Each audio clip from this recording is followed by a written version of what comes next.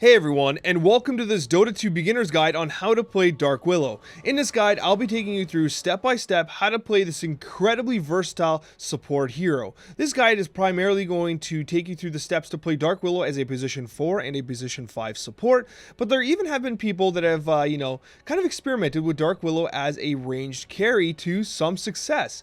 The reason why this is a possibility is because Dark Willow is one of the few supports that has incredible kill potential at all points in the game. Whether it be early in the game with lane harass, whether it be at level 6 with her Bedlam, or later in the game with Bedlam, she can take down enemy carries when they're just out of position or just straight up not expecting it. She is a hero with a tremendous amount of nuking capability, as you see here. She's also a disabler thanks to her fear, her stun, and her rooting capability. She's also a nuker thanks to Bedlam and her Shadow Realm ability as well. Shadow Realm also gives her an escape characteristics because she becomes untargetable, which can be the difference between life and death in many circumstances, okay? Dark Willow has modest stat gain, okay? She mainly gains intelligence, okay? So that's perfect for mana and for mana regeneration. Very low agility and strength gain. The agility gain, which is very low, is what kind of keeps her from being a legitimate carry, although with some experimentation with some items, if games go late and you get the right talents, you can find yourself doing an incredible amount of right-click damage as well. Dark Willow is so incredibly versatile. And in this guide here, I'll be talking you through each individual skill. We'll be going through all the items, and also I'll be showing you in-game examples of how she can be played. But before we get into that, let's talk about her counters. In all my guides, I like to include this page because I think it's helpful for people to visualize, how you can play Dark Willow, who you could be playing her against, and perhaps who might be heroes that can cause her problems. I like Dark Willow, and if I'm playing her as a position 4 or 5, because she can play in either role, I think she's more of a position 4 because she benefits from some additional farm items. However, Lena's a great position for backup if Dark Willow is banned or picked, and Shadow Shaman is a good backup for position 5 if Dark Willow is banned or picked. Also, Shadow Shaman can flex as a position 4 as well. But with regards to people you want to avoid people with kind of built-in BKBs like Rage on Lifestealer and Blade Fury on Juggernaut. You want to avoid people that can simply just escape you, like Anti-Mage, right? We're assuming we're against this safe lane carry. So Anti-Mage, even if you Bedlam on top of him, he'll just blink away. He gets away from you. You need to stay on top of people. Yes, you can root him. Yes, you can stun him, but your stun has a delay, and your root requires a lot of practice to land in time effectively, and Anti-Mage just kind of just blink over it. You want to avoid Bristleback, because Bristleback's Quill Spray, his signature move, will still hit you even if you're in Shadow Realm. So it's important that you avoid that. And then, people like Axe can be problematic because he can still kind of I'm forgetting Axe's whirly thing. His whirly thing. What's his whirly thing called? Why am I forgetting this all of a sudden? It's Counter Helix. I couldn't remember the name of Counter Helix. But you still get hit with Counter Helix even in Shadow Realm because it's not a targeted ability. So you're still going to take damage, so it's harder to escape from someone like Axe. Drow can keep you at distance, right? Ember Spear can close in on you really fast, can do damage with you without actually targeting you. So there's a lot of heroes that can be problematic, right? Ricky, if he gets on top of you, you're just basically dead. You have almost no escape. Even though he can't target you, he can smoke screen you when he blinks on top of you, and you can't even cast Shadow Realm, right? And then you have heroes that that silence you and just kind of crowd control you till you're dead. Dark Willow cannot compete with the amount of magical burst damage of Puck, Storm Spirit, and actually even in lane, Oracle does a tremendous amount of early damage as well. And Oracle can be problematic. Also can save a carry from being killed by Bedlam, which is not what we want. Now, she's very good against people like Faceless Void.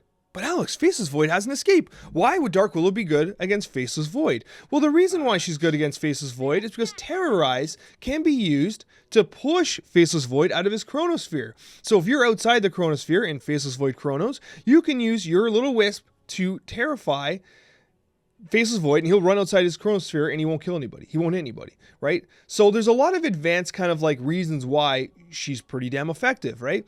Bloodseeker the same way. If he blood rates or if he ravages, you can just kind of get him out of there. Not ravage.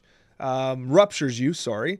when he ruptures you, you can just terrorize and get him out of the way. Monkey King, you can terrorize him out of his ult, right? Wind Ranger, if she ults you, it's useless because you just go Shadow Realm and she can no longer target you, right? So there's a lot of kind of complexity to these heroes that allow you to take advantage of your abilities and your kit. I always recommend that when you play a new hero, that you kind of build a screen like this to help kind of you understand, you know, okay, who am I picking against? As I mean, realistically, you are going to be first phase picking in ranked all pick and unranked all pick, but still, it is very beneficial for you to take a look at you know, who you can take advantage of. You know, Razor can static link you, but then when you go when you use Shadow Realm, he can no longer target you or hit you, right? Which really kind of impacts him. You know, he can't target you if you're in Shadow Realm. You can terrorize him. There's a lot of things you can do to really mess up a Troll Warlord's game. You can kite him effectively with Bramble Maze. Sorry, again, I keep saying Bramble Mage. But anyways, Dark Willow is a very effective hero, and if you are playing her, I do recommend that you have a position 4 and 5 backup like Lina and Shadow Shaman. Now let's get into the game and talk about some of her skills. Now let's take a moment to talk about the skills of Dark Willow. First of all, let's kind of level her to 10, just so you can get an idea of what her skill build is. I do recommend you start with Bramble Maze first, and then you go into Shadow Realm and put 2 points in during the harassment stage of the lane. You then take a value point in Cursed Crown. You'll then continue to max out Shadow Realm. You will take your ultimate at level 6. Level 7, you finish maximizing your Shadow Realm. You'll then take Bramble Maze, and then at level 10, you will take your Cursed Crown Stun Duration, or if you're trying to build towards more of a harass-based game, you can also take Shadow Realm cooldown as well, okay? So let's just keep it there for now. I just want to talk you through the first couple levels. Just so you know, this guide, both the item build and the skill build, is available under Beginner's Guide Dark Willow by Octavarium. I'll provide a link direct to the workshop page in both the description and in the comments section below. So be sure to check it out and use it if you find it helpful.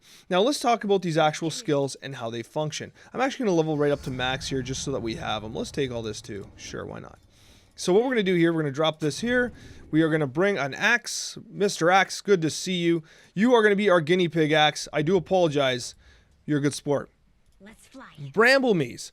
Bramble Maze has a formation kind of delay. It also has an incredibly large cast radius. Look at the cast radius. It's basically the whole screen. But what you need to do is you need to cast it in a way that forces people to either walk into it or zones them very effectively. So for instance, let's say that we had our whole team, hey Axe, get out of here. We had our whole team here and Axe was trying to run away. We could position the Bramble Maze to make it difficult for Axe to get away.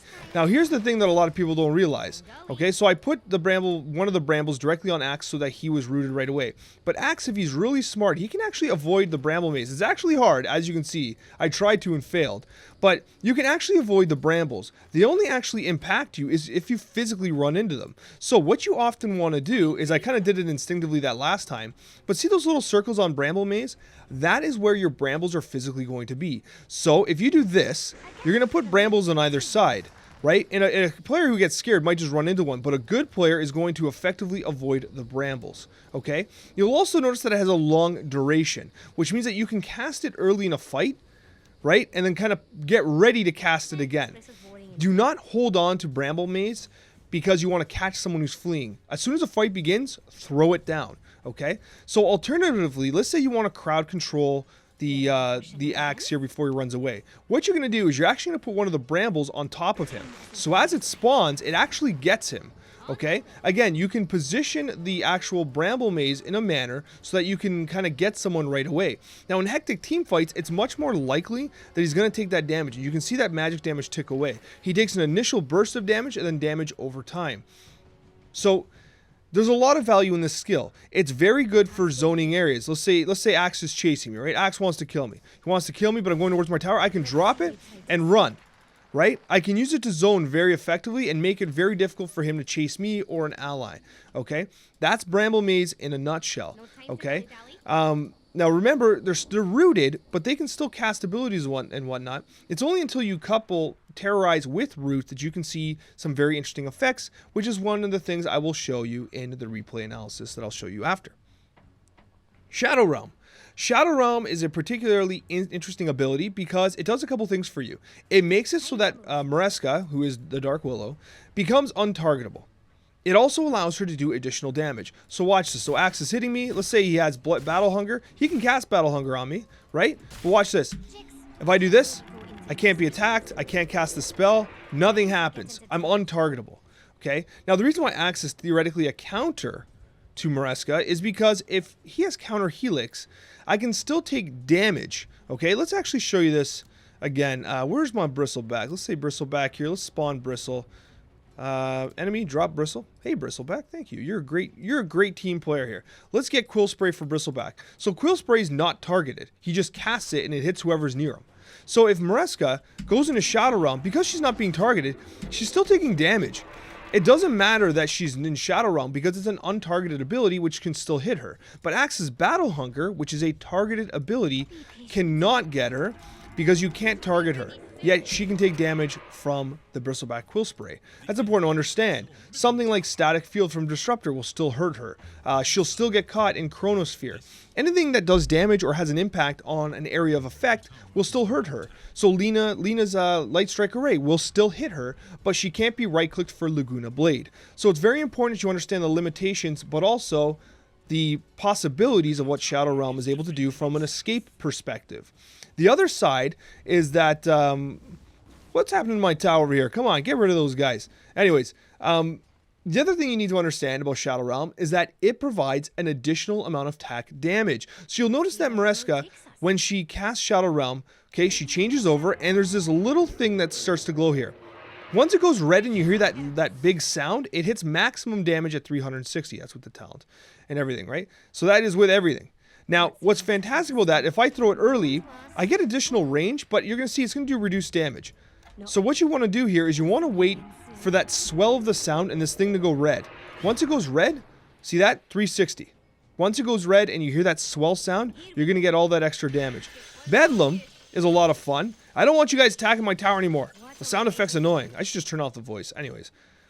So what we have here, I just kind of show you what Bedlam's capable of doing, but I want to talk about Cursed Crown. Okay, so Shadow Realm is fantastic for doing a lot of damage, especially in lane. You also get additional attack range. Like, watch. So this is the attack range of Dark Willow regularly, but with Shadow Realm, she has a significantly further range. So it can be used to effectively stack creeps, because you can attack one camp and then long range attack another. It can be used to quickly kill an enemy that's running away. It can be used to cancel a salve or a clarity. There's a lot of benefit to it. Okay? My skill usage has been a little all over the place in this video. But anyways, let's talk about Cursed Crown. Cursed Crown is a really cool ability. Cursed Crown provides a long stun, almost 4 seconds with the talent in at level 4. That's a long stun. And the other advantage to it is it provides an area of effect. So this guy knows he's going to get stunned, but when he does, it stuns not only him, but it stuns the Bristleback as well. Okay? And this is in a large area of effect thanks to the talent as well. Now, what you need to understand about Cursed Crown, if you want to specifically play a Cursed Crown game, there are 2 talents you need to consider. The first is the level 10, 0.6 second increase in the stun duration. And then you also have the AoE effect being increased as well, okay? So we're going to fortify our structures here. Get out of here. But at the end of the day, the thing about Cursed Crown you need to understand is they know it's on them. So they can just split up, right? And then Bristleback's okay. He doesn't get stunned, but his boy over here did get... What? Where did Axe go? Is he invisible? Get over here. Hey, Axe. What are you doing hiding over there? But anyways, what I was trying to show you was that if they spread out, okay, you're going to be in a situation where one gets stunned, but the other one doesn't. All right? But if they're close together, they all get stunned. But naturally, because of the countdown, right, they're able to maneuver to minimize that effect. One of the reasons why we utilize Eul Scepter on Dark Willow is to take advantage of that stun and to set it up with more precision. We'll talk about that when we talk about items, okay? Finally, the ultimate of Dark Willow. And that, my friends, is 2 things. She has 2 ultimates. Crazy. Double the value. She has Bedlam and she has Terrorize. Bedlam is a fantastic ability with a damage upgrade at level 15. What Bedlam does is it basically sends a wisp around her, and it does an incredible amount of damage and attacks very frequently. It is one of the things that provides her with a ton of kill potential. What's interesting about it is that let's say you're fighting someone and you Bedlam, you can actually go into Shadow Realm and he can't attack you. He can no longer attack you. It's one of the benefits of Shadow Realm and Bedlam. So you can use Bedlam and Shadow Realm, and this guy's just like, I guess I die? Right? So it does an incredible amount of damage, and Bristleback is a very tanky hero.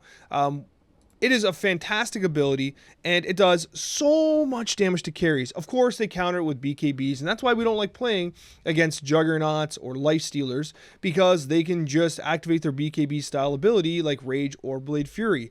Alternatively, someone like Anti-Mage can blink away from you, and then your Bedlam, which has a very limited range, watch. It's not attacking him at all there. It's not attacking him at all. Why? Because it's out of range, right? That is the total range, but you have to remember it's also circular. So even if I'm here, so let's say I'm here, I'm within range, watch. He only attacks when he's close, okay? That's why with Bedlam, you want to be directly on top of the opponent you want to kill, and then you Shadow Realm so that they can't really do anything to you, okay? Then you can actually Shadow Realm hit him as well. So yeah, that's Bedlam. Bedlam can also be used effectively to clear waves. Because it has a very short cooldown of only 30 seconds, you can kind of just run up, clear a wave rather quickly if you want to create some map pressure, and then run away. It's a-okay. Terrorize is a little different. Okay, let's drop a couple enemies here. More Bristlebacks! We want more Bristlebacks! Now, Terrorize cannot be used when Bedlam is active, and Bedlam cannot be used when Terrorize is active. You'll notice they can only ever do one at a time. The reason why is because Jex, the little fairy wisp, has to be in your little mana pot there if you want to use them effectively. What Terrorize does, and I should also say, Bedlam will attack random targets. So if you're around a lot of heroes, the damage gets kind of spread around. So bear that in mind. You either might want that or you don't want that. It's also important that you don't use Bedlam around creeps. Unless you want to kill the creeps, but if you're trying to kill a hero, the creeps will absorb a lot of the damage that the hero is supposed to take. But let's say you got all these Bristlebacks, and they're driving you insane. What you can do is you can use Terrorize to actually send them directly towards their fountain. They don't just run in random directions, they run towards their fountain. So you can actually predict the manner by which they're going to run. They run in a given pattern, okay? And as you can see, especially with the 25 talent, that is a very long duration. They cannot do anything. They're not stunned because they're moving, but they can't do anything either. It's actually fantastic. It's a really incredible skill. And what you can actually do is you can couple it with things like Bramble Maze. So if you Bramble Maze and then you do this, what you're going to have them do is they're just going to run themselves into the brambles and they can't even stop themselves. And it allows your team to just continue to wail on them. They're running and they're getting rooted by the Bramble Maze as well, so they're extremely vulnerable, okay? Terrorize can be used to great effect. It can get rid of, like as I talked about earlier, Faceless Void does Chronosphere, and you cast Bramble Maze, and he's knocked out of his Chronosphere. MK, the same thing. It's one of those skills that has a lot of utility. Its cooldown, however, is significantly higher at 100 to 80 seconds, so it's very important that you don't just waste it. Like you know, Bedlam, I can just go and use on a creep wave. I can say, oh, there's a creep wave here, and I want to clear it. Let's go, and we get the Bedlam, we get the gold, and then it's, you know, it's down for 30 seconds, which isn't that big a deal. It doesn't feel like an ultimate. It feels like an added ability, whereas Terrorize is most certainly feels like an ultimate. So you want to keep it for those team fights, even if you just disrupt their lines, okay? Even if you just break their formation. Yes, they're moving, so it's hard for like a PA to stay on top of them, but regardless, someone like Drow Ranger can just poke them while they're running. All right, this amount of time where they're feared can be extremely valuable, and you'll see that when we show the replay examples as well, okay? So that is a quick rundown of her skills. Now let's take a moment to talk about her items. Dark Willow has a lot of items that are very characteristic of the way she plays and provides her with a lot of additional value. There are two sets of starting items that I recommend for position 4 Dark Willow. Now there are the standard starting items where you bring a Tango, Iron Branch, Mantle of Intelligence, a Circlet, 1 Sentry Ward, and a Healing Salve. This will provide you with ample regeneration for you and your lane partner. Okay, as an offlaner, you want to make sure you have regen, and you want to bring us a salve for your offlaner as well. You're bringing this, so the Iron Branch, for additional stats, and so that you can utilize it in conjunction with a Tango in order to take advantage of the added regeneration. You are bringing 1 Sentry Ward. Why? Because it is great to put a sentry ward in their small camp to prevent them from pulling early in the game. If only, you know, at higher MMRs, they'll learn to just award you relatively fast. But even if you prevent an early spawn, you are obstructing their ability to pull and keep the lane where they want it, which will allow you to take advantage of Willow's kill potential early in the game. You want them out of position. You want to pull, and you want to do as much damage as you can. This is the standard build. Alternatively, if you're in a lane where you think, okay, I'm with a Underlord, for instance, who does a ton of harass and he pushes very effectively, or I'm with a Bloodseeker and they have low armor heroes that are vulnerable to harassment, or they have, you know, two melees, like they have an Ogre Magi and a PA who's kind of a weak laner. What you can do, well, with a PA you want to get a magic stick as well, but what you would do is you take the harassment starting items. If you think that you can kill them early and often, you take Tango, Blightstone, the Sentry Ward, and a Mantle of Intelligence. What you're doing here is you're really maximized. First of all, you're blocking their camp again. Mantle is going to give you added mana regeneration and additional damage. The Blightstone is going to increase the amount of damage you do as well. But most importantly, it also increases the amount of damage your ally is going to do as well. So if you have a lane partner who is going to frequently damage or right-click the enemy carry and position 5 hard support, the Blightstone amplifies the damage from both of you. If you have a hero that's with you that does not provide a lot of right-click damage and is not going to harass them with you, then perhaps you might want to reconsider doing this build. But if you think that you can take them out early and often by harassing them non-stop, take these items, because the Blightstone will do wonders for you. It is expensive, which kind of impacts our ability to get to an early null talisman, but it's worth it, okay? Let's assume we're doing the standard build for now, because if you're new to the game, you might have a harder time differentiating between, like, you know, lanes where you can get quick kills and stuff. And this is just overall a little safer. You got a little more regen, stuff like that. Let's talk about the main item progression. The first thing you do is you finish a null talisman. All you need to do, it's 210 gold, and what it does is it provides you with additional mana regeneration and some spell amplification. Why not? It's also nice and tidy, and it cleans up your slots a little bit and opens one up a little more efficient. The next item you want to go towards is your Tranquil Boots. Now, what I like to do as a position 4, and you might choose to do something different, I always pick up my Ring of Regen first, because I like to play a very harass-centric game as a Willow. I like to constantly right-click them. You're using Shadow Realm and lane to constantly harass them. I like to get the Ring of Regen first. It saves me a little money on the tangos and keeps me consistently in the lane. And then I like to follow up with the Windlace. I'm going to assume that this has been used and this has been used as well. This provides me with an incremental increase in speed. And then finally, I finish it with the Boots of Speed. Once I get a boost of speed, I stop buying tangos. I might hold on to a salve or two for my primary carry. But overall, that's the item build there. Now, right now, Solar Crest is a truly fantastic item. It is way overtuned. I think it is fantastic. It's got nerfed a little bit, but it is a very inexpensive and good item. It provides you with a lot of movement speed, mana regeneration. It provides you with armor and additional attributes, things that obviously any hero would like. It also has a very friendly build-up. You can build a medallion first by building your chainmail, your Sage's Mask, and again, if you have a Blightstone from earlier, hey, it goes to good use, and you finish yourself a Medallion of Courage. From there, you finish the rest of the Solar Crest, which consists of a crown, okay, more movement speed in the case of a Windlace, and then finally a 900 recipe. The nice thing about Solar Crest and what's so fantastic about it with Willow is that it gives you a very incremental increase to your power. Every single item you buy, with the exception of the 900 gold recipe, gives you an incremental increase of power, and buying the medallion first will help you to basically take advantage of that early on as well. It is a very good item with a very consistent power creep. Solar Crest is used in games where you have an enemy heroes that might be very right-click centric, so like a Troll Warlord, and you want to slow their attack speed down. But more importantly, it's mainly used when you have right-clickers on your team that do a tremendous amount of damage. So like a Faceless Void, a PA, you know, PL not so much because you might give away who the real PL is, but anybody that benefits from Medusa loves this item. So you basically just cast this on Medusa and she attacks incredibly fast. It is a very good item. It gives them increased movement speed, increased attack speed, and additional armor, which makes them very, very survivable. It is a fantastic item for a position 4. Okay. The other thing that you can purchase, and which is kind of the next progression, is your Yule's Scepter of Divinity. Yule's Scepter of Divinity has a pretty interesting buildup as well. If you do not have a hero that you feel you can really benefit from the Solar Crest, you can actually skip Solar Crest and go towards Yule's if you wish. It also has a pretty good buildup. You know, you do benefit from all these stats. Not so much the intelligence. She has very high intelligence gain, so mana and mana regen becomes less of an issue as you move on. But the main reason why you want something like a Yule's Scepter is, let's say you're against someone like I'm not going to be able to bring a Silencer up, but let's say you're against a Silencer or anybody that silences you.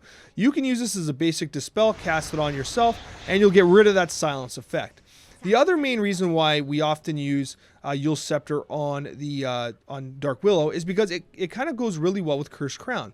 What it does is it basically removes the opponent's ability to basically run away from you during the Cursed Crown duration. Let me show you. So let's assume they're not there. This isn't about kind of getting a whole team. It's about one individual target. So we have Bristleback and he wants to run away, okay? We cast Cursed Crown, okay? And right away we do this.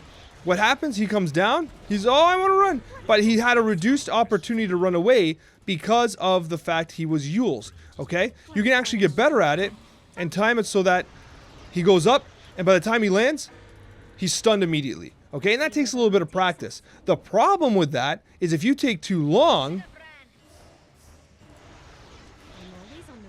he takes the stun and look, he gets to run away. So if he's up in the air and he gets stunned, it actually does not do anything. He has to be stunned while he's on the ground. So the timing is very important. That's why it's one of the heroes that requires a little more skill and timing and a little bit of practice. But once you do it, that's why you use Yule's Scepter of Divinity, because it'll allow you to do continuous damage. The other thing about it is that if you Bedlam, okay, and you go up, Bedlam is still active. Okay? Bedlam is still active even if you're in the air. That's another important consideration, okay? And also, of course, it can be used like if there's a Troll Warlord and he's chasing you, you can do this. You can drop a Bramble on top of him, right? Get him right in there. Okay, Yule's Scepter just simply has a lot of utility with someone like Dark Willow. And it's a fantastic item for her because it basically just makes almost all of her skills a little more, you know, reliable, we'll say. Oh, is my tower gone? Thank you, Fountain. I appreciate that. I've been talking too long, haven't I? Anyways, from there, you often want to get your Aghanim's Shard. She is a hero that generally does benefit from your Aghanim's Shard. The reason for this is because Cursed Crown now creates brambles around the target, and which is actually fantastic. It also reduces the cooldown and the stun delay.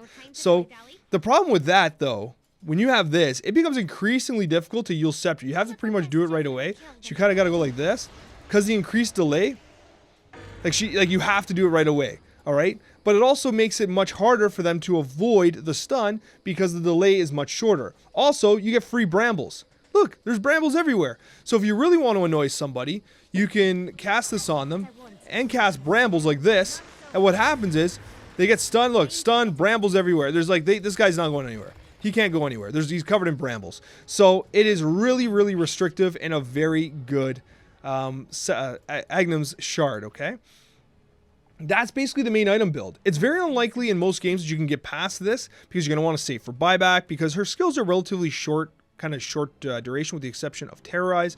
The result is that a buyback on Dark Willow can be very beneficial, especially when you can harass with Shadow Realm and kind of maintain high ground advantage with Bramble Maze. Let's take a moment to talk about Mareska's optional items. The first thing you need to know is that Magic Wand, yeah, there's going to be games where you buy it. You're going to want a Magic Wand in games like that you're against a Bristleback or a PA, Shadow Demon, any hero that spams a lot of abilities, Zeus, for instance, can find a lot of value from a Magic Wand. There are two very interesting items that we need to talk about. Force Staff and Glimmer Cape. Both of them are save items. Force Staff you use to save yourself or an ally. Okay, we get that. And Glimmer Cape's the same. Okay, you can use it to, you know, grant yourself invisibility and kind of slither away. You can use it on an ally to grant them invisibility so they can get away. It increases your magic resistance, which is super valuable. But here's something that's unique to Dark Willow. When you are in Shadow Realm, you cannot target yourself with Force Staff. You have to wait till Shadow Realm's done before you can actually use Force Staff. It's a targeted ability. Glimmer Cape is also targeted. Shadow Realm? But it works. Not sure why. But interestingly enough, Glimmer Cape, although a targeted ability, will actually still work on yourself, okay? Despite the fact that it is, you know, an active targeted ability, because you can target someone else with it just like you can with a Force Staff. But for some reason, you can use it during Shadow Realm. A little unique for those two items with this particular hero. You also have Veil of Discord. Veil of Discord is great because Mareska, the Dark Willow, has tons of different magical abilities that do a lot of damage. But I'm going to tell you something a lot of people often don't really realize, especially at lower MMRs and players that are new. They assume that spell damage is magical damage. Okay, 18% increased damage from spells. But Quill Spray on Bristleback, for instance, where's my boy Bristleback? Let's go say hi to Bristle.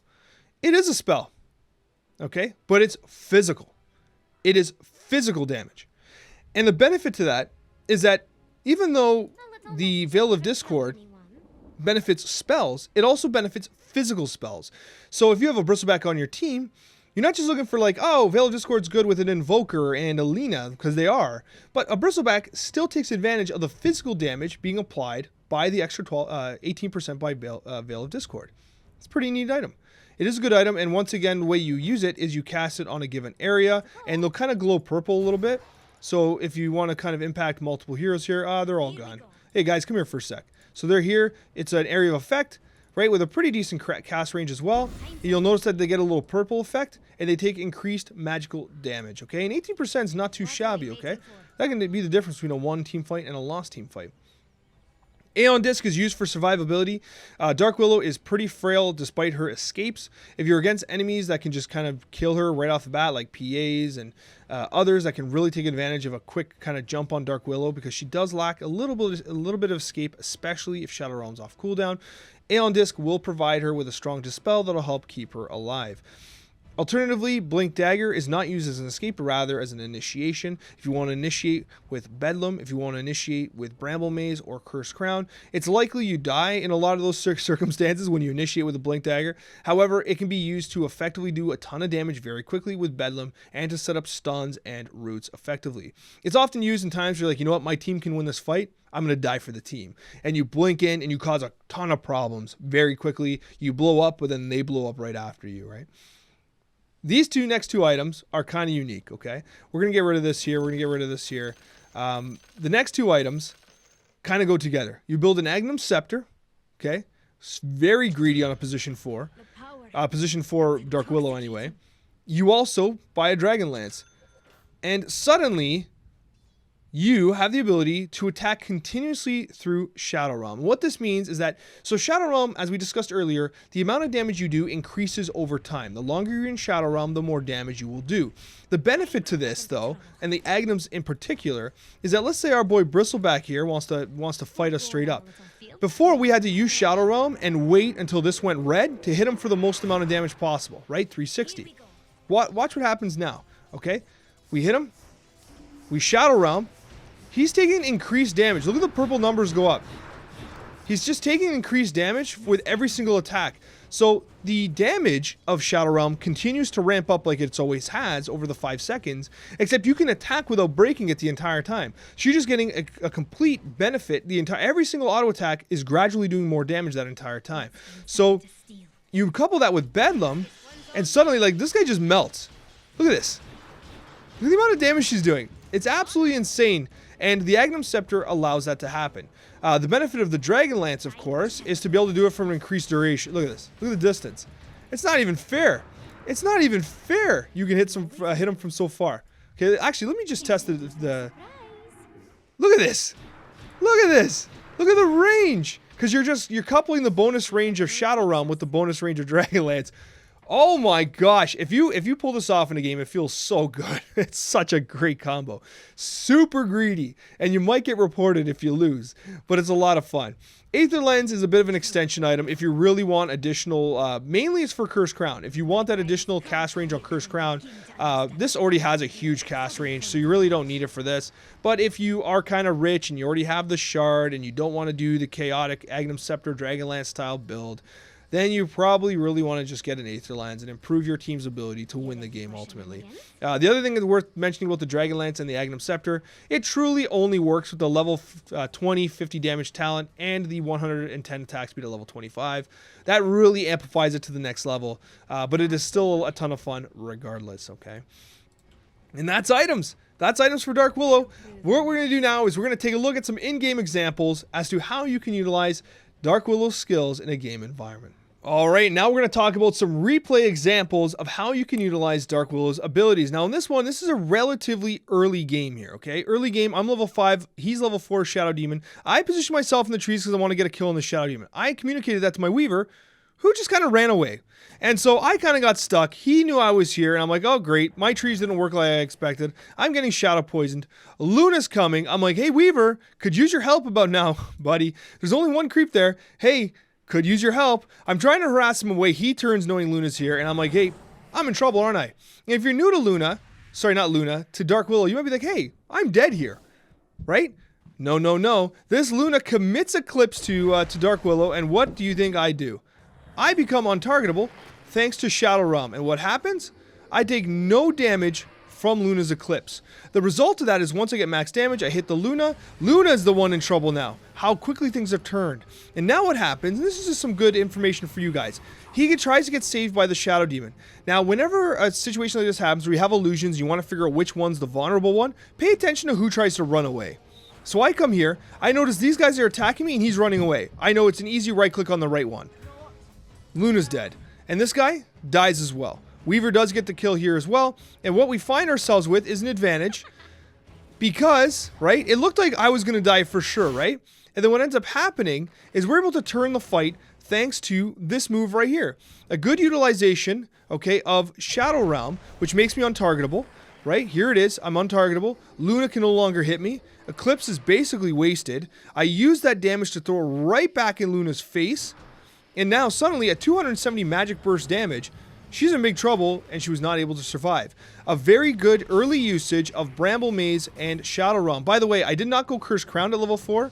Sorry, at level 5. I went to double Bramble Maze because they're both ranged heroes, and the way this lane was working with the Weaver, it was more beneficial for me to zone them better as opposed to trying to get an immediate stun. So, a pretty interesting position here, and again, right, against illusion heroes, pay attention, especially against PLs and whatnot, pay attention to the one who is exhibiting a behavior of not being an illusion. And that allows you to get some kills. Let's talk about the next example. Alright, let's take a look at another early game example from the game that I just showed you prior. So Weaver wants to make a move on this Luna, which is, I agree with. Luna was vulnerable, but Weaver got a little scared. Thankfully, Dark Willow's here to save the day. We get the root here, and watch how she just melts away with a Bedlam into a Shadow Realm. Now, I was saving my Shadow Realm damage. I didn't even need it, but I used Shadow Realm so that she couldn't hit me, and then I used my Bedlam to basically secure the kill. And what you're going to see here is this Luna really did not stand a chance, even if she was able to lucid beam me or anything like that. But you can see the combination of Bedlam into Shadow Realm. Like, she can't attack me, she can't do anything, she can't trade with me. She just dies. She just dies. And that's their position 1 carry being killed by a position 4 support. In this example, I'm going to show you how to effectively use Brambles to get a kill on a Lion. Lion actually has a level advantage on me, but he gets a little greedy. He comes a little too close. And I notice that he's in trouble because I got an Underlord who's been playing pretty good. And what I do is I turn and say, oh, I think we can kill this guy, is what I tell the Underlord. So he starts taking his mana away. I go to Shadow Realm early, right? And watch what I do here. I know he's going to get away, but I hit him with the Shadow Realm damage. But watch the Brambles.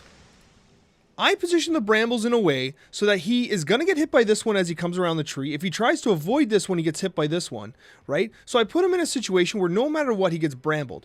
And if he wants to get to his tower, he either has to stay within my range of attack or he has to take a very long way.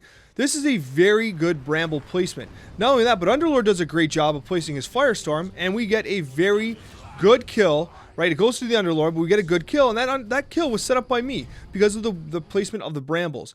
It's a good idea to kind of have a moment of thought to say, okay, where can I put this Bramble to make the best effect of it? And again, I put it in his path so that he could not easily escape us. And I also saved my Shadow Realm, not to just attack from distance, but to make sure I hit him for as much burst damage as possible. And that Lion was not expecting it. Literally, it's lines like, oh, I'm at 75% health. Oh, I'm at 30% health now, right? A very significant change in the amount of damage that he was capable of doing. All right, in this final example, the opposing team has smoked. This is a very dangerous situation. They've smoked. We're not expecting it. We don't have vision of them on the map. He's farming. She's trying to farm. And I'm staying behind my cores, making sure that I can support them any way I can. So what we're going to have here is a situation where smoke is broken on this Underlord by this Lina.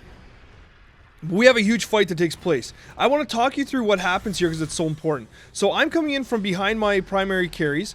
What I'm going to do is I'm going to Bramble Maze on top of the Timber Saw. I don't quite see the other team yet, but I want to prevent him from using his chains effectively by creating the Bramble Maze. That is a good sleep by our ET before he dies. I put the Bramble Maze on top of the Timber. We get the ult from the Luna.